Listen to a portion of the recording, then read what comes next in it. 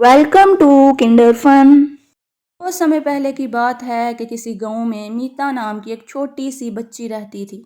میتا کے ماں باپ اس دنیا سے جا چکے تھے، لیکن اس کے دل میں بہت سارے خواب تھے۔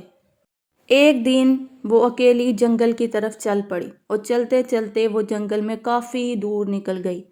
اب وہ تھک چکی تھی، تھک کر وہ جنگل میں ایک بڑے سے پیڑ کے نیچے بیٹھ گئی۔ وہ سوچ رہی تھی کاش کچھ ایسا ہو کہ اس کی ساری خواہشات اور خواب پورے ہو جائیں۔ اچانک تیز ہوا چلنے لگی اور ایک آواز آتی ہے، میتا تم پریشان نہ ہو، اور اسی کے ساتھ ایک پری وہاں پر حاضر ہوتی ہے۔ پری کہتی ہے، میتا تم ایک نیک دل لڑکی ہو، میں تمہیں کچھ دیتی ہوں، یہ بوتل اپنے پاس رکھو، اس بوتل کے اندر محبت اور خوابوں کا جادو بھرا پڑا ہے۔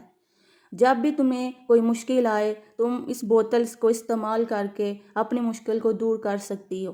میتا اسے لے کر گاؤں کی طرف واپس آ گئی۔ اس دن سے میتا کی زندگی میں ایک نئی روشنی چمک گئی۔ میتا نے اس بوتل کا استعمال نہ صرف اپنے لیے کیا بلکہ گاؤں میں جب بھی کسی کو کوئی مشکل آتی تو وہ اسے دور کرنے کے لیے اس بوتل کا استعمال کرتی۔